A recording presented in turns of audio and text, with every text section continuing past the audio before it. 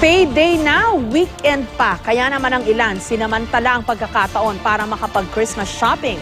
Ang resulta nga lang, traffic. Live mula sa Quezon City, may report si Lala Roque. Lala?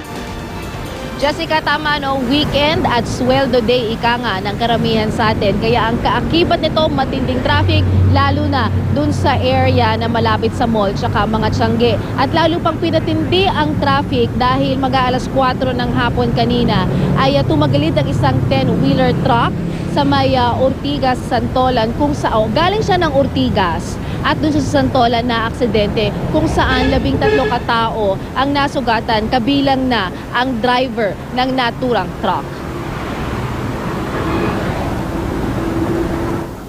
Usad pagong ang mga sasakyan papasok ng Divisoria sa Maynila.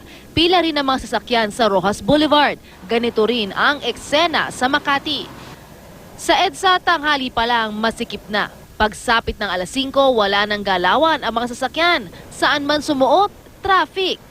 Paano ba naman karamihan sa ating mga kababayan ngayon nag-Christmas shopping matapos makuha ang kanilang sweldo?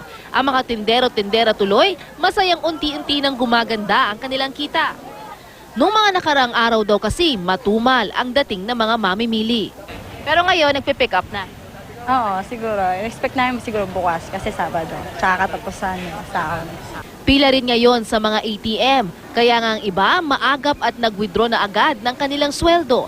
Ang magkapatid na sina Leslie at Rosalie, naabutan namin na ikipagtawaran sa binibiling Christmas decor. Bukod sa maaga daw nilang dinayo ang Divisoria, maaga rin silang nag-withdraw ng kanilang sweldo. Ako kasi, nag-withdraw?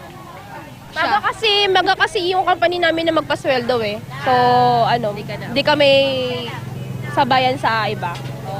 Pero sa gitna ng pagiging abala ng karamihan sa pamimili ng panregalo, nagbigay babala naman ang Ecoways Coalition sa mga nabili nilang accessories na pambata sa Divisoria at Quiapo na mataas ang lead content.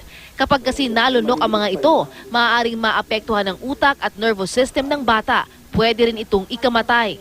Sa 65 accessories daw na kanilang sinuri, 43 rito mataas ang lead content. Kaya panawagan nila magpatupad ng mas maigpit na batas para makontrol ang paglaganap sa merkado ng mga ganitong produkto. Sa US, nag-set sila ng 100 ppm na standard. Sa European Union naman, 500 ppm. Ito may 388,000 ppm of lead ito at nakita namin yung lead sa mga metal niya, no?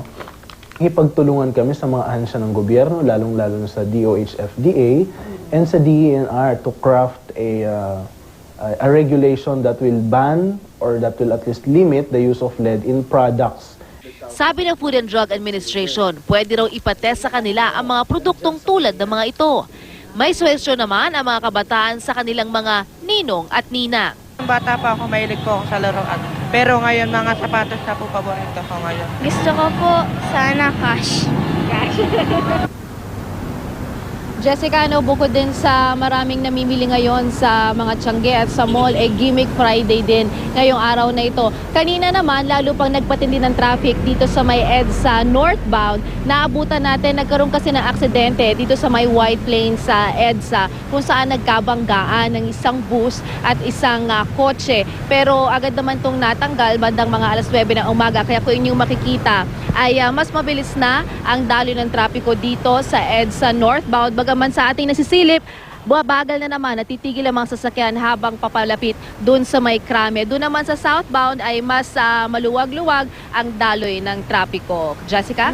Lala, ibinalik ba ng MMDA yung tinatawag nilang Christmas lanes? Oo nga, Jessica, yun din yung atin pang inaalam ngayon. Pero kasi parang sa ating nakita, actually ito yung personal nating karanasan, Jessica, ang dami nating inikutan, siningitan na mga kalsada mula Divisoria, umikot tayo sa Ross Boulevard, nakapunta tayo sa Makati, wala tayong nakitang area hanggang sa mapunta tayo dito sa EDSA na maluwag ang daloy ng trapiko dahil nauna naman nilang sinabi na inaasahan talaga nila na magiging traffic talaga kahit saan magpunta ang ating mga kababayan ngayon, Jessica. Okay, maraming salamat sa iyo, Lala Roque.